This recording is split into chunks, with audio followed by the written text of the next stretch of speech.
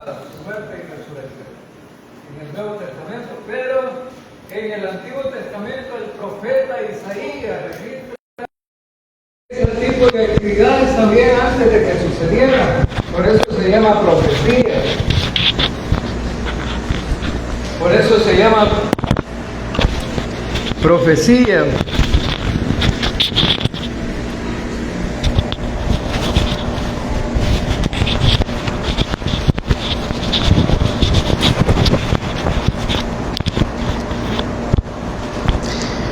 Y la profecía, pues precisamente es un enfoque de lo que va a suceder en el futuro.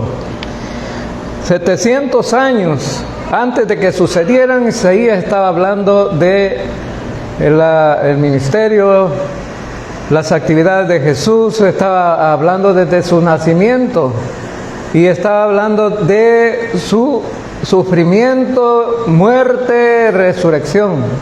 De todo eso estaba hablando Isaías. Por eso se le llama el Evangelio del Antiguo Testamento. Entonces, lo que vemos es que está hablando del plan que Dios tiene para la salvación del pecador. Ese precisamente es un plan de Dios, no es del hombre. Y cuando hablamos acerca del Evangelio, estamos hablando cómo el hombre se puede salvar, cómo el hombre puede ser perdonado, cómo sus pecados pueden ser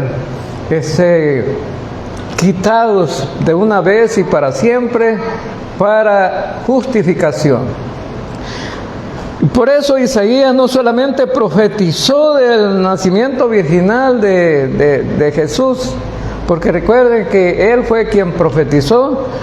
Isaías dijo en el capítulo 7, versículo 14, por tanto el Señor mismo os dará señal. He aquí que la Virgen concebirá y dará a luz un hijo y lo llamará su nombre Emmanuel. Entonces Isaías habló acerca de su nacimiento y el nombre Emmanuel significa Dios con nosotros. También habló acerca del siervo sufriente en el capítulo 53 que estamos estudiando. El siervo, cuando hablamos del siervo sufriente, estamos hablando específicamente del sufrimiento de Jesús cuando vino a esta tierra a cumplir con su papel de Salvador. Ese era el plan de Dios desde la fundación del mundo, salvar al pecador. A los suyos vino, y los suyos no le recibieron, mas a todos los que le recibieron les dio potestad de ser hechos hijos de Dios. ¿Y cómo? A través de su muerte y sacrificio. Entonces vemos, hermanos, que en el capítulo 3, en el versículo 3 al 12 de Isaías 53, el profeta describe con detalle acerca del sufrimiento de Cristo. Y debería de darnos vergüenza a los seres humanos, ¿verdad? Y todavía hay muchos que se oponen y están en contra acerca de lo que Cristo hizo. Pero realmente Jesucristo era Dios sin pecado y se convirtió en un hombre para perdonar los pecados, para poder morir por los pecados, porque Dios no muere, pero sí muere el hombre. Dios no puede morir. Entonces encontramos ahí en el versículo 3 que dice despreciado. ¿Fue despreciado? ¿Por quiénes? Específicamente e inicialmente por todos los judíos. Lo despreciaron. Ser despreciado es ser considerado como de ninguna importancia. No tiene importancia. Alguien que es despreciado no le dan la importancia que tiene. Entonces el siervo vino a salvar a la humanidad, pero fue despreciado. Es como cuando yo te ofrezco algo y tú me digas no quiero. Entonces Jesús venía ofreciendo la salvación al pueblo de Israel y ellos dijeron no, no queremos tu ofrecimiento, porque Jesús venía ofreciendo salvar a la humanidad del pecado. Ellos querían que Jesús los salvara de la esclavitud o del poder o dominio que tenía Roma sobre ellos. Querían ser libres del poder romano, pero Jesús no venía ofreciendo eso. Y en Filipenses capítulo 2, versículos 5 al 8 dice que Jesús se convirtió en un hombre. Tenía toda la alabanza de los ángeles allá en el cielo, la adoración de todo, pero Él dejó a todo aquello y se convirtió en un hombre como siervo para beneficio de todos los pecadores. Entonces Él se humilló a sí mismo para cumplir con la misión que Dios le había encomendado. Entonces, y Él dice que en ese versículo dice que fue obediente hasta la muerte, y muerte de cruz. Fue obediente hasta la muerte. En el versículo 3 también dice que escondieron de Él su rostro. Escondieron de Él su rostro, fue despreciado. Es decir, como cuando alguien quiere que no tener una relación con otro, mejor se esconde. No quiero tener contacto con esta persona. Ellos escondieron su rostro. También en el versículo 4 dice que fue considerado como golpeado por Dios, y así lo consideran algunos estudiosos. Quien estaba golpeando a Jesús era Dios.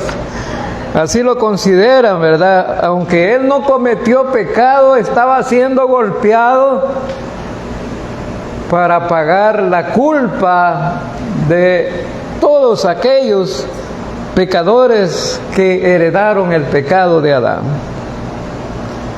Entonces, la gente estaba diciendo que estaba siendo castigado por Dios. Dios castiga el pecado del ser humano, y por eso los seres humanos a veces se enojan con Dios, pero Dios tiene que castigar el pecado. Y Él dice, nosotros le tuvimos por azotado y herido por Dios, según el versículo 4, que eso ya lo estudiamos, solamente estoy puntualizando las cosas que hemos visto en esos versículos. Y fue traspasado por nuestras transgresiones, es decir, nuestros pecados lo llevaron a morir en una cruz. Todos nos descarriamos como ovejas, todos nos descarriamos como ovejas. Y la palabra descarriar significa más bien ser independiente, no seguir la voluntad de Dios, independiente de Dios. Todo aquel que peca se independiza de Dios y dice, no quiero someterme a tu voluntad. Entonces, a través por ese hecho de ser una oveja descarriada o ser ovejas descarriadas, Jesucristo fue llevado a la cruz. Entonces, hermanos, hoy este día nosotros no estamos celebrando Navidad, estamos hablando acerca de la muerte de Cristo. Además, no es lógico celebrar Navidad en este tiempo, porque, bueno, hay como dos fechas que los estudiosos han puesto acerca de la Navidad. Una que es entre marzo y abril, pero según los hechos, de lo poco que tenemos ahí, porque no se dieron fechas, ¿no? De lo poco que tenemos ahí en la Escritura, es que fue en el tiempo de verano, que no había nieve. Los pastores salían a pastorear tranquilamente y dormían en el campo, allí donde pastoreaban las ovejas. Y la otra fecha es entre septiembre y octubre, ¿verdad? pero la Biblia no da fecha. Solamente hacen cálculos con respecto al nacimiento de Juan el Bautista, que nació en el mes de abril, y Jesús nació 6 meses después. Entonces quizá la fecha más acertada es octubre. Bien, entonces, pero nosotros estamos celebrando el sacrificio de Cristo en la cruz, porque ese sacrificio nos lleva a ser salvos. Ese sacrificio perdona todos nuestros pecados, ha quitado de nosotros la maldición que nos trajo con Adán. Y este nuevo Adán, que es Jesucristo, rompió con todas esas barreras que nos separaban de Dios. Entonces, ¿por qué el Mesías o el siervo no podía cumplir ningún hombre con lo que él podía cumplir? Porque nosotros somos pecadores, pero Jesucristo no tenía pecado. Entonces el siervo de Dios cumplía con todos los requisitos, porque cuando habla acerca del sacrificio de Cristo, está hablando, haciendo una comparación con el sacrificio que en el Antiguo Testamento se hacía de una oveja o de un cordero sin mancha y sin contaminación. Nosotros como pecadores no podíamos cumplir con la muerte para salvar al mundo, pero Jesucristo era el Cordero de Dios que quita el pecado del mundo, porque Él no tenía ningún pecado. Él no tenía ningún pecado. Entonces, Dios hizo que cayera sobre Él la iniquidad nuestra. Entonces, cuando Cristo estaba muriendo en la cruz, allí en la cruz, Él estaba recibiendo, cargando el pecado de todo el mundo. Se estaba constituyendo en el pecador de todo el mundo. ¿Y sabe qué? ¿Qué dijo Jesús en ese momento cuando estaba recibiendo los pecados de todo el mundo? Dios mío, ¿por qué me has abandonado? Porque Dios no tolera el pecado. Entonces Jesucristo estaba recibiendo el pecado de todos. Entonces fue llevado como cordero al matadero. Él, en el versículo 7 que ya estudiamos, dice que fue llevado como un cordero al matadero, que no abrió su boca, no protestó, no dijo nada. Estaba cumpliendo con la encomienda que Dios le había hecho para poder salvar al mundo. Entonces Él murió en lugar de los culpables, y quienes les correspondía ser castigados éramos nosotros. Y vemos entonces en el versículo 8, ¿no?, que pues Él estaba sustituyéndonos a nosotros. Ahora vamos a ver el versículo 10 en adelante. En el versículo 10 vamos a ver la exaltación acerca del siervo. Y hemos visto el sufrimiento en esos versículos que ya estudiamos, pero ahora vamos a ver la exaltación del siervo. ¿Y qué es ser exaltado, hermanos? Es elevar, sacar a alguien de abajo hacia arriba. Eso es exaltar. Por ejemplo, un barrendero está en una posición baja, ¿no? Un ordenanza está en una posición baja, pero imaginen que lo pasaran de barrendero a gerente. Ese es exaltarlo, elevarlo. Ahora, pero Jesús estaba en una posición de pecador, porque no era pecador, pero estaba cumpliendo con el propósito de Dios de recibir los pecados de todos nosotros. Pero en el sufrimiento que Cristo tuvo y en la muerte en la cruz, Él pagó por el sufrimiento de todos los seres humanos.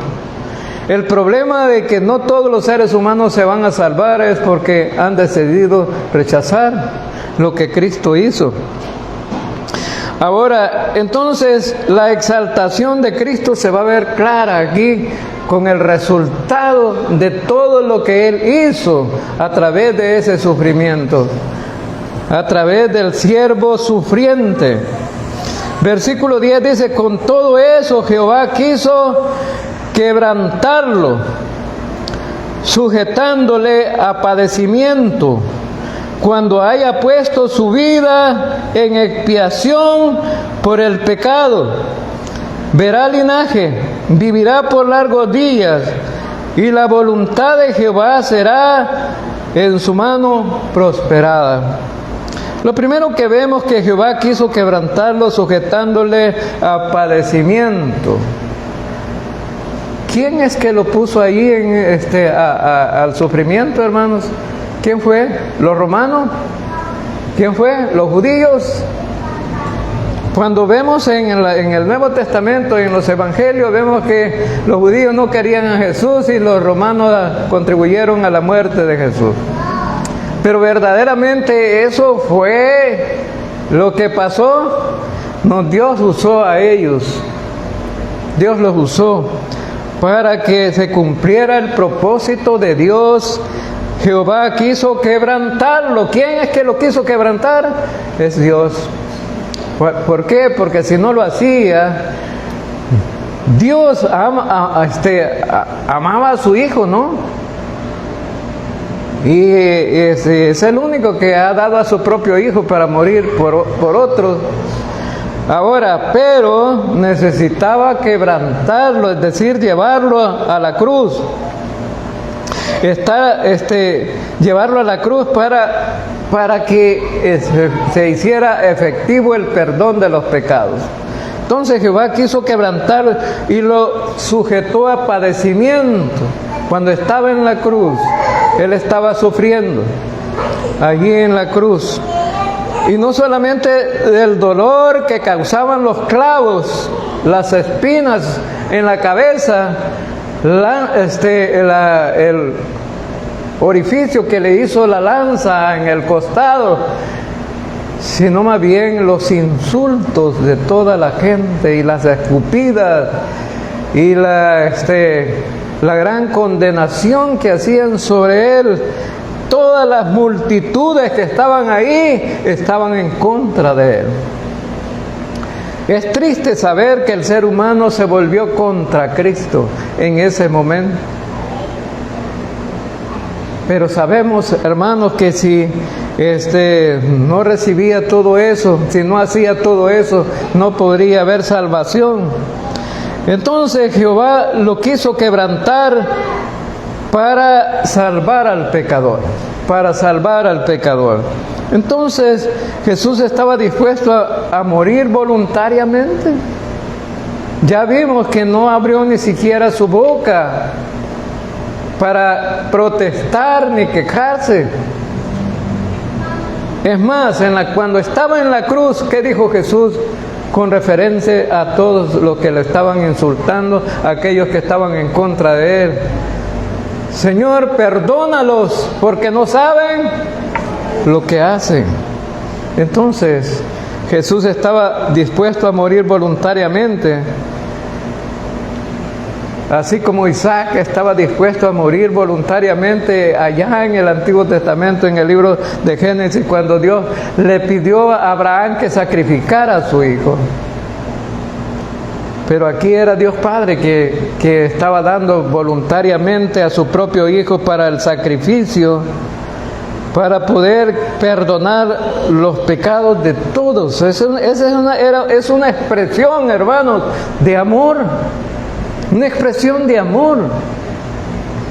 Porque nadie puede hacer nada como lo que hizo Dios si no fue por amor. Por amor. En el versículo 10 también dice: cuando haya puesto su vida en expiación por el pecado.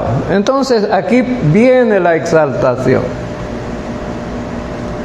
Cuando haya puesto su vida en expiación por el pecado. ¿Y qué es la expiación? Pues la expiación es el acto de hacer las paces con Dios. El mediador entre Dios y los hombres, ¿quién es? Jesucristo. No hay otro mediador entre Dios y los hombres. La gente no se mata diciendo, no, es que tenemos mediadores. Bueno, hoy están apareciendo unos predicadores en México que dicen que los santos no hacen milagros, María no puede hacer milagros, no puede perdonar ni puede salvar. Han aparecido unos ahí de la línea católica, y tienen razón, porque el único mediador entre Dios y los hombres es Jesucristo. Ahora, entonces, a través del sacrificio de animales allá en el Antiguo Testamento, se cubrían los pecados de la gente. Llevaban los corderitos, los sacrificaban, rociaban la sangre sobre el propiciatorio y Dios estaba satisfecho. Entonces, a través de hacer eso, Dios hacía las paces con el pecador. Dios estaba contento y la gente se iba contenta también, en paz. Pero esa expiación era limitada porque a los días volvían a regresar. Los sacerdotes estaban de pie haciendo los mismos sacrificios que no pueden quitar el pecado. Y resulta que lo hacían vez tras vez, de pie. Pero ahora dice la Escritura en Hebreos 10 que Cristo lo hizo una sola vez, para siempre, y ahora está sentado a la diestra de Dios. ¿Por qué está sentado Cristo, hermano? Porque ya no hay más sacrificio que hacer. Ya fue hecho de una vez y para siempre. En Romanos 5:10 dice, porque si siendo enemigos fuimos reconciliados con Dios por la muerte de su Hijo, mucho más estando reconciliados seremos salvos por su vida. Entonces la salvación está asegurada a través de la reconciliación que Cristo hizo entre Dios y los hombres. También en el versículo 10 dice que verá linaje. Entonces, hermanos, ¿de qué es linaje? Pues es la prole, es la descendencia, es la familia que proviene de una persona. Entonces, ¿cuál es el linaje que tiene Cristo? ¿Cuál es el linaje que tiene Cristo? Somos todos nosotros que hemos confiado en Él. Somos hijos de Dios. Amén. Somos hijos de Dios. Mas a todos los que le recibieron, a los que creen en su nombre, les dio potestad de ser hechos hijos de Dios. Somos hijos de Dios. Entonces somos de ese linaje. Hay una diferencia, ya no somos del linaje de Adán. Nacimos en Adán, pero ahora ya no somos en Adán, sino a través del confiar en Cristo, somos de Cristo. Entonces, de esa manera se llega a ser hijo de Dios, recibiendo a Cristo como su Salvador. También en el versículo 10 dice, vivirá por largos días. Está hablando acerca de la resurrección y de la vida eterna. Es decir, la vergüenza que pasó Cristo allí en la cruz del Calvario y el hecho de que fue enterrado en una tumba no limita que ahora Él es un eterno, porque siempre lo ha sido. Pero le mostró a la humanidad que resucitando tenía largos días, y esos largos días los tenemos también nosotros. Amén. ¿Por qué? Porque aunque muramos y vayamos a la tumba, este cuerpo físico, un día nos vamos a levantar con Cristo y estaremos con Él eternamente. Eternamente. Y también dice, y en la voluntad de Jehová será en su mano prosperado. Dios, aunque tuvo que sacrificar a su propio Hijo, cumplió en la prosperidad de la obra expiatoria que hizo Cristo en la cruz, salvando a los pecadores para todos aquellos que ponen su fe. ¿Cuántos creyentes sabemos en el mundo? ¿Millones? No igual al mundo que está perdido, pero habemos millones de creyentes. Todo lo que se propuso Dios a través de su Hijo empezó a ser prosperado, y cada vez que una persona confía en Cristo, cada vez que una persona se convierte en hijo de Dios, Dios está haciendo que la obra redentora de Cristo sea prosperada. Y entonces la obra de Cristo no fue en vano. Hay mucha gente que ha sido salva. Versículo 11: verá el fruto de la aflicción de su alma y quedará satisfecho. Por su conocimiento justificará a mi siervo justo a muchos y llevará las iniquidades de ellos. Ahora Jesús elevó con su muerte a muchos. ¿Cuál es la condición de cada ser humano sin Cristo, hermano? Y yo me pongo a pensar cómo la gente está tan confiada en lo que es sin Cristo. Hay gente que se vanagloria diciendo, no, si yo no necesito a Dios.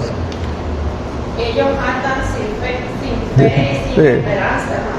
Sí, entonces la gente está confiada en lo que ellos son, pero resulta que si no es a través de lo que Cristo hizo en la cruz, nadie puede ser nada.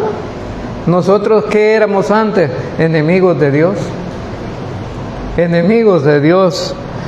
Entonces, dice la Escritura que Él nos dio vida juntamente con Cristo, por gracia son salvos. Pero antes, en los primeros versículos de Efesios capítulo 2, que dice que estábamos muertos en delitos y pecados. Y en Romanos dice que Él nos dio la paz con Cristo, nos justificó a través de su muerte. No, la palabra justificar significa declarar justo delante de Dios. Es decir, Dios nos justifica porque nosotros no podíamos llegar a ese nivel de justificarnos a sí mismos, pero a través de Cristo Dios nos justifica.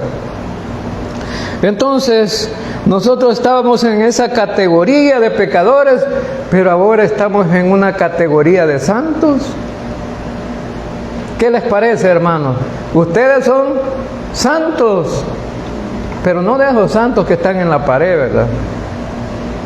Somos de esos santos apartados para Dios. Amén. Somos apartados para Dios. Entonces, Cristo elevó a Jesús a través de esa nueva posición de muchos pecadores en el mundo que, siendo enemigos de Dios, se constituyen amigos de Dios a través de la muerte y el sacrificio de Cristo. Ahora, por medio de esa justificación que Cristo hizo en la cruz, entonces esa justificación es un acto de gracia, porque por nosotros mismos siempre estaríamos condenados. Pero la declaración que Dios hace es que Dios declara, este es justo porque ha confiado en Cristo Jesús. Es por lo que Cristo hizo, es que somos justos. Entonces, es mediante la gracia divina de Dios que somos justificados. Entonces, hermanos, la justificación todavía está abierta para todos los seres humanos. Romanos 5:12 dice, por tanto, como el pecado entró en el mundo por un hombre, y por el pecado la muerte, así la muerte pasó a todos los hombres, por cuanto todos pecaron, Entonces, hermanos, por un hombre vino la muerte, pero por un hombre también vino la justificación. Ahora, en Romanos 6:23 dice, porque la paga del pecado es muerte, mas la dádiva de Dios es vida eterna en Cristo Jesús. Lo que nosotros merecemos es la muerte, estar separado de Dios eternamente, pero es a través de Cristo que estamos unidos a Dios. Y Romanos 3:24 dice, siendo justificado gratuitamente por su gracia, mediante la redención que es en Cristo Jesús. Cristo nos compró con un precio. La palabra redención significa comprar por precio. Fuimos comprados por precio. Es decir, lo que no podíamos hacer nosotros en el mercado del pecado, Cristo lo hizo. En los mercados romanos vendían esclavos. Y allí le ponían precio a los esclavos y los vendían como que era allá el tiangue, ¿no? De aquí creo que ya no hay tiangue, pero el tiangue ya de Nueva Guadalupe, ¿verdad? Ahí están los animales con precio y la gente los compra y se cambia de dueño. Entonces los esclavos en el tiempo de los romanos así era también. Y Pablo retoma esta idea para compararnos como que éramos esclavos del pecado. Pero Cristo nos compró, cambiamos de dueño. Él derramó su vida hasta la muerte y fue contado entre los pecadores, dice Isaías 53, versículo 12. Por tanto, yo le daré parte con los grandes y con los fuertes repartirá despojos, por cuanto derramó su vida hasta la muerte y fue contado con los pecadores, habiendo él llevado el pecado de muchos y orado por los transgresores. Entonces vemos aquí que en este versículo 12 es como el broche de oro que tiene este capítulo y dice, yo le haré parte con los grandes y con los fuertes repartirá el botín, dice una versión. Los generales salían a la guerra, salían a combatir contra sus enemigos y el que vencía traía todo el botín, es decir, el oro, la plata, las cosas preciosas que tenían los otros, los traían en caballos, en cargas y los traían. Y cuando venían entrando a la ciudad, el que estaba al mando agarraba las cosas, las tiraba a la gente, las repartía despojos, empezaba a tirar regalos a la gente del botín. Entonces, hermanos, qué maravilloso, ¿no? La victoria Cristo la ganó en la cruz, se la ganó a Satanás. Y él en su victoria dice aquí que él dio su vida hasta la muerte. Dio su vida hasta la muerte. Pero como un general, el botín que Jesús ganó fue todos nosotros, de todos los pecadores, todos los salvos. Ahora es el botín de Cristo. Es el regalo. No es otra cosa, no. Todos nosotros somos el regalo de Dios para Cristo. Todos nosotros somos el regalo de Dios. No, es algo maravilloso, ¿no? Y entonces, hermanos, allí es donde está la exaltación de Cristo. Todo lo que Él ha recibido por la victoria en su muerte en la cruz, ganando a todos sus enemigos, Entonces, también, no solamente eso, Dios le da un lugar de honor a Cristo a la diestra de Él. Cuando Cristo resucitó, ¿a dónde fue Cristo? Fue llevado y sentado a la diestra de Dios en un trono. Allí está Cristo y está intercediendo por nosotros, está trabajando todavía por nosotros. Así que si tú te sientes que no eres el creyente ideal que debería de ser y te sientes a veces perdido, acuérdate que Cristo está intercediendo por ti. No estás solo, solamente tienes que buscarlo. Él está allá. Satanás acusa al creyente todos los días. Tenemos acusación a través de personas. No, estos no cumplen. Pero ¿sabe qué? Dice Cristo, este es salvo. Quieras o no, este es salvo. Porque yo morí por él y él confió en mí. Entonces, él ganó la victoria porque derramó su vida hasta la muerte. Así fue como ganó la victoria Cristo. Entonces, también, y fue contado entre los transgresores, es decir, Cristo estaba muriendo a la par de ¿quiénes? De 2 pecadores ahí. Y estaba siendo exhibido públicamente como el peor de los criminales. Y cualquiera podría decir, no sigamos a Cristo porque mira, como un criminal murió. Pero ¿qué era lo que estaba haciendo ahí Cristo? Estaba venciendo al pecado y estaba venciendo a Satanás. Y aquellos que estaban a la par de él, uno de ellos se salvó. Entonces, aún en el último momento, Cristo estaba salvando a los pecadores. Ahí, en ese momento último, un hombre dijo, acuérdate de mí cuando estés en tu reino. Y Jesucristo le dice, hoy mismo estarás conmigo en el paraíso. Cristo estaba salvando allí en la cruz. También dice, sin embargo, Él mismo llevó el pecado de muchos e intercedió por los malhechores. Es decir, a eso vino Cristo, a interceder por los malhechores. ¿Quiénes éramos nosotros? Si usted revisa su vida y revisa cómo era como pecador antes de ser creyente, va a notar una gran diferencia. Entonces, Él intercedió por los malhechores a través de la muerte de Él. Estaba intercediendo por todos los pecadores. El siervo asume los pecados de toda la humanidad.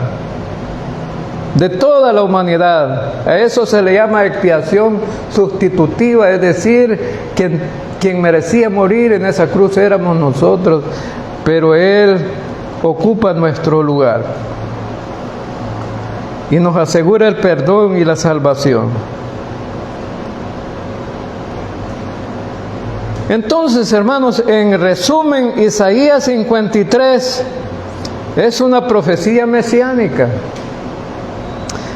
y es una profecía clave para el cristianismo.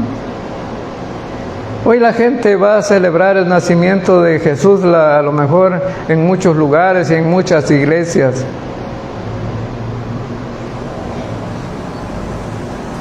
Pero simplemente será una fiesta vacía, donde más noche y mañana ya no se acuerdan. Ya no se acuerdan.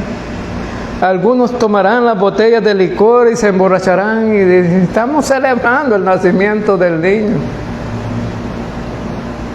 No olvidemos el sacrificio de Cristo, hermano. No lo olvidemos, esa expiación que Cristo hizo por nosotros, porque es la garantía de nuestra salvación. No quiero decir que el nacimiento de Cristo no ha sido importante, porque si no hubiera nacido, Él no hubiera podido morir tampoco en la cruz. Entonces, la muerte sacrificial de Jesús y la identificación con todos los pecadores es culminante, ¿no?, en el capítulo, y exalta y es el triunfo de Cristo a través de ese sacrificio en la cruz. Él es victorioso. ¿sí? Él es victorioso. Estaba viendo yo que estaba terminando el campeonato de fútbol de aquí de El Salvador, y agarran una copa los jugadores y gritan y se la levantan y se vuelven hasta locos y lloran, ¿verdad?